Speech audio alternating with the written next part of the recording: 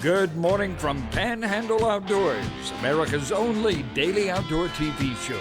Your source for fishing, hunting, and information for folks who enjoy the great outdoors. Now sit back, relax. It's Panhandle Outdoors.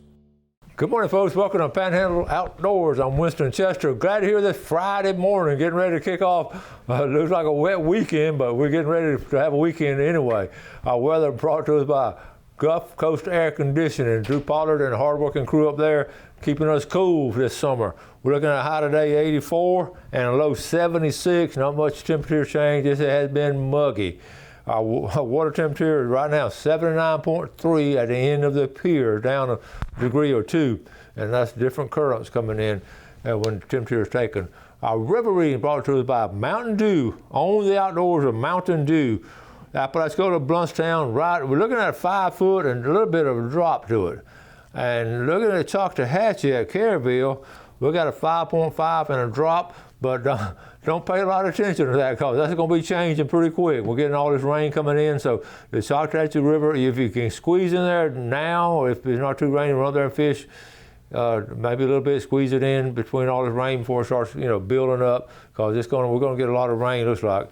But again, you just never know. But anyway, the wind, as you can figure out, it's going to be coming in southeast. Of course, with the storm out in the Gulf, it swirls around, so it'll be coming on the backside. It's going to be high seas. It's going to be blowing about 15 today, and of course a little bit more over the weekend. But think about on situations like this. A lot of times, I had a trip actually scheduled for tomorrow. I was going with Michael Harris's group, Seasons of Hope. We were going out on a boat, take some kids out fishing. Of course, they called it off just a couple of days ago. These captains, of course, they can see what happens, and even way down in the Gulf, the swells are really building up. You get 6 to 7 foot swells. Now, really fishing a swell for veterans, it's not all that bad, but for kids and all, it's pretty rough. So we changed that trip to July the 2nd. So a lot of the boat captains, it's just a washout, and they actually build in their schedule. They save some reserve days. These charter boat captains will save some reserve days because they know up front there are going to be some storm days they're going to have to reschedule. So it's an interesting business. It's a challenging business. I admire the kind of work they do and the fish they keep producing, as you saw in Tuesday's red snapper trip. All right, let's see. Look at the tide chart. I haven't got the tide chart. Look at a high today at 8:52. And a low, looking at the low of this morning, actually tonight at 11, and today is 18th. Neap tides tomorrow, so let's go wash out, that's good. But next week tides, on strong tides. I want to go ahead and get you to go ahead and make some plans to try to fish some next week with these really strong tides. All right, let's take a break. We'll be right back.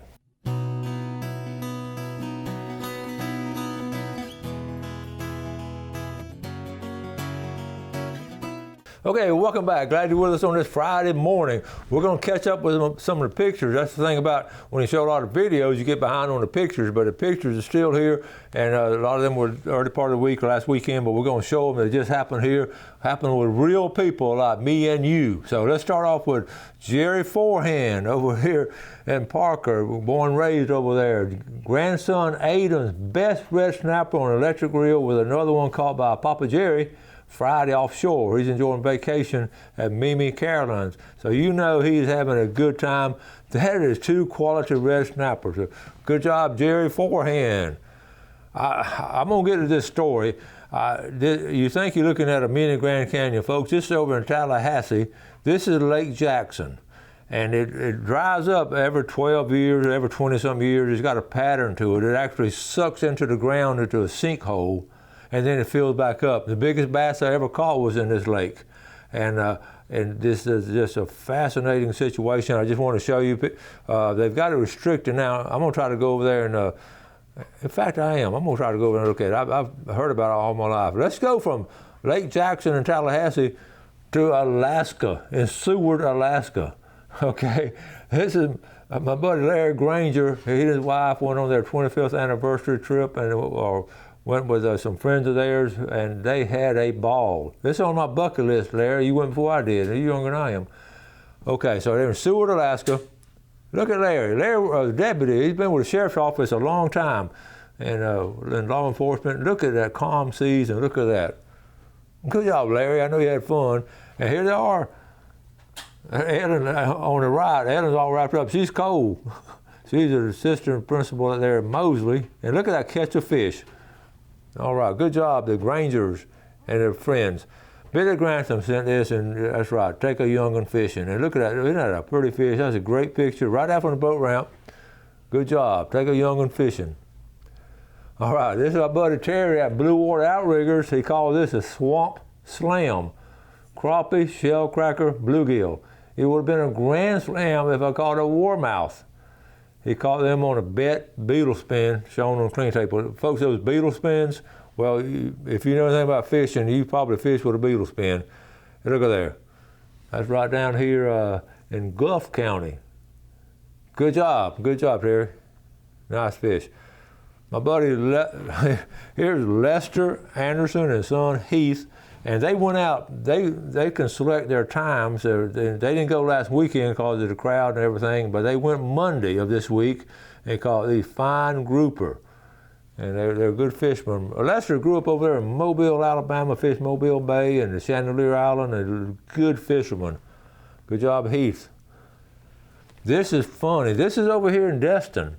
This is one of these rental pontoon boats, and I don't know if you can tell it. We talk about this situation all the time. These people not really knowing how to handle it. They're jammed between these two pilings, and they cannot get off. They had to call for help to get off you see how it's sort of sitting up out of the water, and they actually jammed it there and couldn't push off anything. But anyway, just be aware of these kind of people. They're not bad people. They just don't know what to do. And a friend of mine releases a $40,000 fish on May 7th.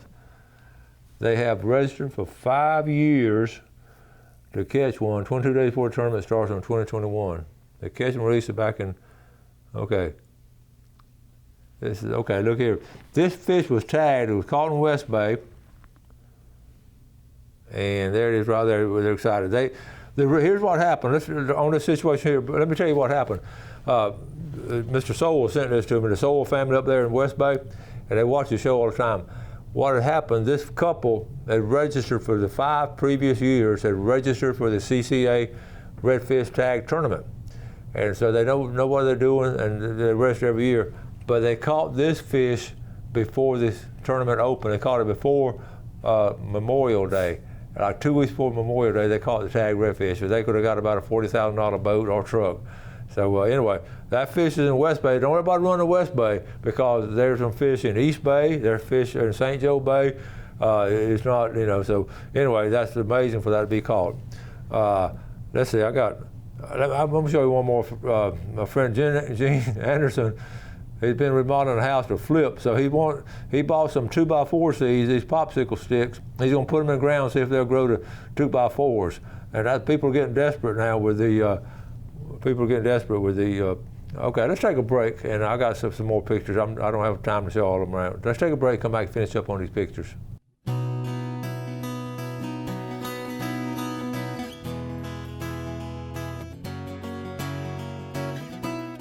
Let's go back to that picture. Welcome back to the Terry show right here. I wanted to, this is a beetle spin. This is what he caught these on, folks. Betts brought these out years ago. I don't know if I was a teenager when they started coming out and all, but they have caught a bunch of fish. That's a beetle spin right there. Okay, you see the color?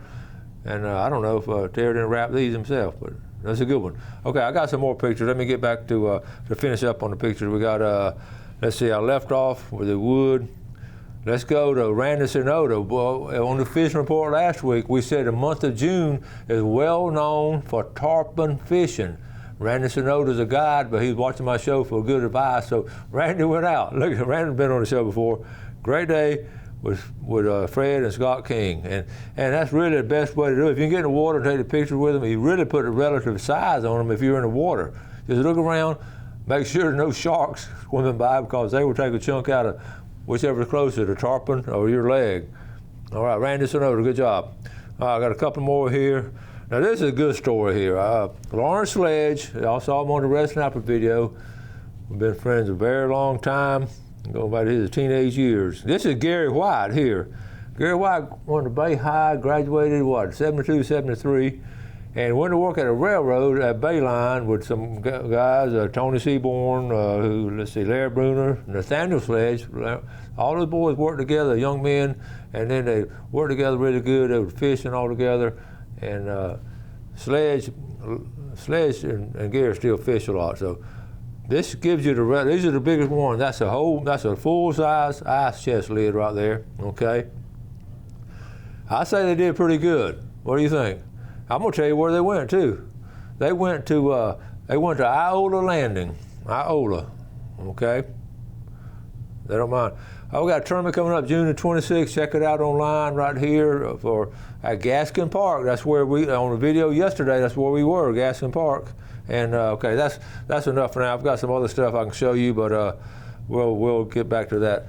We need to get on moving on. Speaking of the trip, this week was just 2 quality videos, and I wanted to mention we still got an outdoor list of the top 10 things. I don't think we finished yet, but on the trips and all.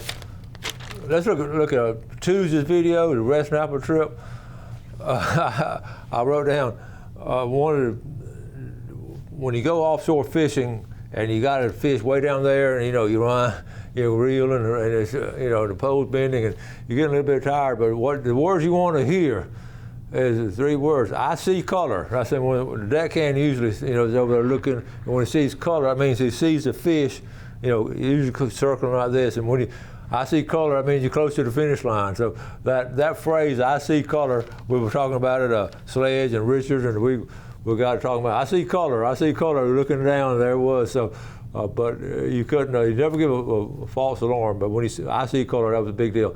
That trip in itself was just an awesome trip. It was just one of those situations, I said it last week, it was almost a perfect trip with the calm seas, sun never came out, and the fish were big. I talked to people, I got a lot of comments on that show, or we got a lot of comments, and they couldn't believe that many red snapper, and it was just like that. We cut out a lot of the video, we were a lot more red snapper, and of course we released anything smaller than that. So it turned out a wonderful day. So Captain Billy Archer and the Seminole Wind, and we're going on that trip every year, the first Saturday. In fact, we've got another trip with him coming up, because we're going to try to do it in August because amberjack season opens up then, so we'll get to catch some amberjack and snapper and grouper. So I would recommend you, if you enjoy that kind of stuff and don't have a problem with getting seasick or anything like that, go and line that up. The second fishing video was yesterday, of course, catching all those brim.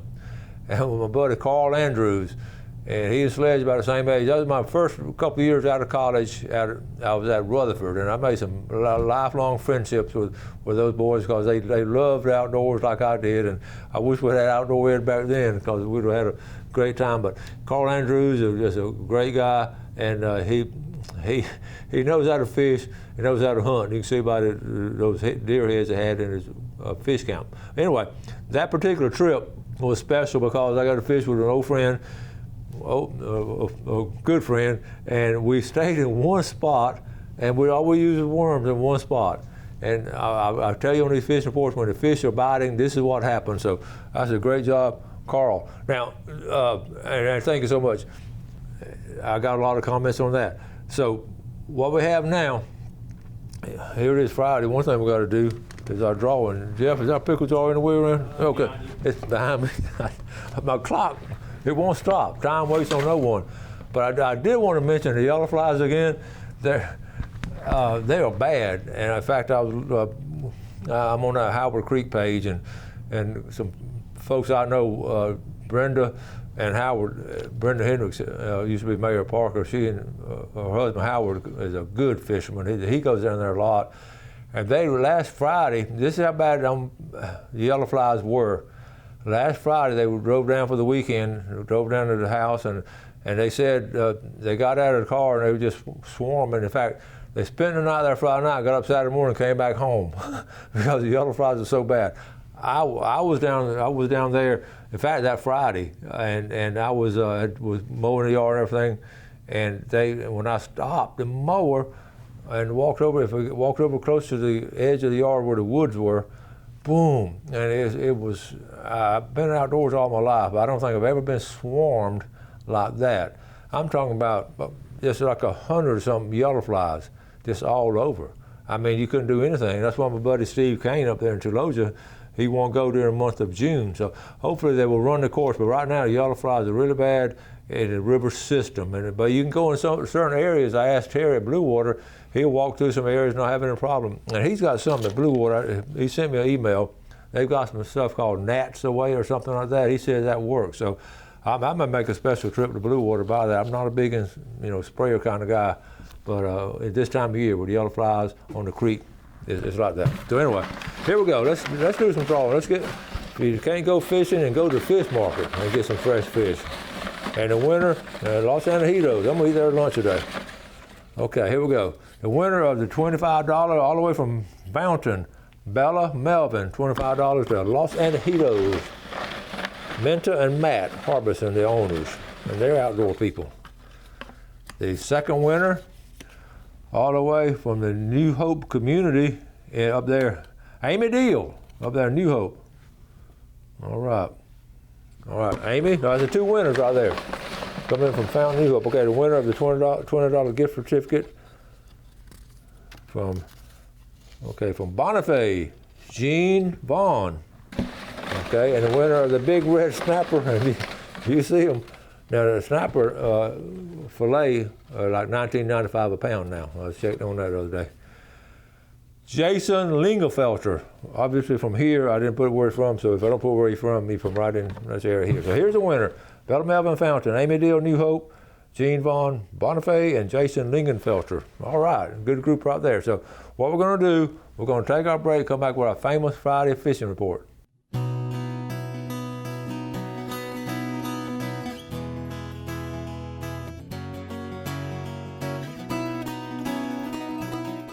Okay, welcome back. Let's take a look at our fishing game times today, brought to us by Blue Water Outriggers in Port St. Joe. We're looking at all the way from 6:10 to 8:10 this morning, good time, and 6:34 to 8:34 tonight. So keep an eye on the weather. I wouldn't really venture out in a boat in this situation, so find some things to do. Sunday, Father's Day coming up, and we're want to wish all of you fathers out there at all ages a very happy Father's Day. And if you have a dad around and spend some time with him, we certainly want to recommend you doing that. I want to give a special tribute to my dad today. He passed away a while back, but I was thinking about it last night, and Gail and I dug out some old pictures. I want to share 3 or 4 pictures of my dad and all, because we would not be sitting here today doing Panhandle Outdoors if it had not been the influence from my dad as I was a kid. And that's really when it started as a kid, started growing up and all, and had just learned this love and passion for the outdoors. And it's not something you tell someone about, it's something you show someone about. And he took time to take my brother and I doing all the outdoor things, and because he loved doing it as a kid, and he just passed it on. So I got 3 or 4 pictures I want to show you. And this is Wendy, a couple years ago, 2 years ago for Christmas, gave my Christmas present from her. I'm sorry, it's a birthday present from her. This is a sketch. She had an artist do a sketch from an old picture of my home I grew up in on the outskirts of Quincy. And this was a typical scene. My dad, he was a hard-working man. He drove a gas truck and delivered gas all over Gadsden County. And this is my home, my little small home, and usually he would come in and he would have a hard day's work, and Mom would be on the front porch and she'd have supper ready. My brother and I would be playing ball or playing in the front yard.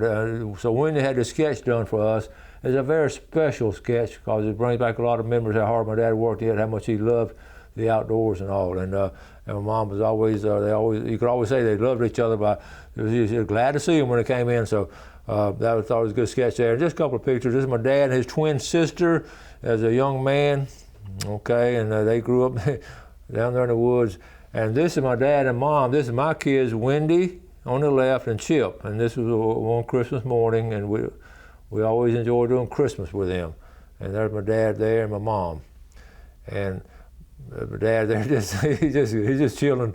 He's chilling right there. And one more picture. This is special because this is down at St. Joe State Park. I've told you for years how we would go down there and camp out. And this is a campsite at St. Joe State Park. And there's Goofy and me on the left, and there's my dad. We're laughing at somebody. somebody saying something, but I recognized right away, you know, you all see the ice chest in the center of the screen. Remember I told you we had to strap down the ice chest because the raccoons would get the food out of there. And so we always strapped it down. And Mom and Dad, I said, it's one of my favorite pictures. And we just sent somebody over there to our left. We're laughing at somebody doing something. And then we have rod and reels. And what's not showing is the 5-gallon buckets and all where we've been doing some scalloping. That was our July 4th. And Mom and Dad had driven down from Quincy to just spend a day with us and all. So I have so many favorite memories of my dad. And like I say, there wouldn't be an outdoor education class at Mosley High School, and wouldn't be a lot of things that had not been for his influence. And then my mom had a lot of influence too. I just want to give them a tribute today. My brother, we lost my brother in June the 24th, 1989 in a car accident. And it was, I don't think my mom and dad, Christmas never was the same, of course, you know. But before then, we did a lot of family stuff together. Mom was a big proponent of our family sitting together every night and having supper at about 5:30 or 6. And she had it ready, and we're going to eat then. We weren't going to do anything else but sit and eat. And we always did that Sunday dinner. I've tried to keep the Sunday dinner going in our family. It's more challenging these days, and you know what I'm talking about. I had all kind of fishing reports set up. I just thought it was more important to talk about fathers and influence they have on young people, and I wanted to share that with you because the fishing don't look good this weekend. So we'll pick it up. I'll pick up maybe a midweek report next week. But again, I just wanted to share these things with you, and we're looking forward to a good Father's Day. I'm gonna grill some red snapper for Father's Day. I'm gonna have to do it under the patio, under the porch and all. But that's what we plan on doing. Hope you have some good plans for it, and we're looking forward to good things ahead. I have several other things, but again, I just wanted to give tribute to my dad, Willis Chester, and he was a World War II veteran, and we had some wonderful Father's Day. And I just remember, especially later years when we were able to spend more time with him. And if I could just go fishing with him one more time, he'd want to go to Telosia Creek and catch some of those brim like we called on yesterday's show. I would give anything if you could see yesterday's show because he would get a kick out of it. We'll wrap it up for the week. Next week, we got some special guests lined up, some really cool stuff coming up next week. And thank y'all, as always, for y'all watching Panhandle Outdoors. We appreciate your loyal viewership and all the feedback we'll get. Do something good today and this weekend for your fellow man. Have a great day and enjoy the outdoors. Thanks for watching America's only daily outdoor TV show, Panhandle Outdoors with Winston Chester, featuring hunting, fishing, and other activities and information to help you enjoy the great outdoors. Join us next time for Panhandle Outdoors.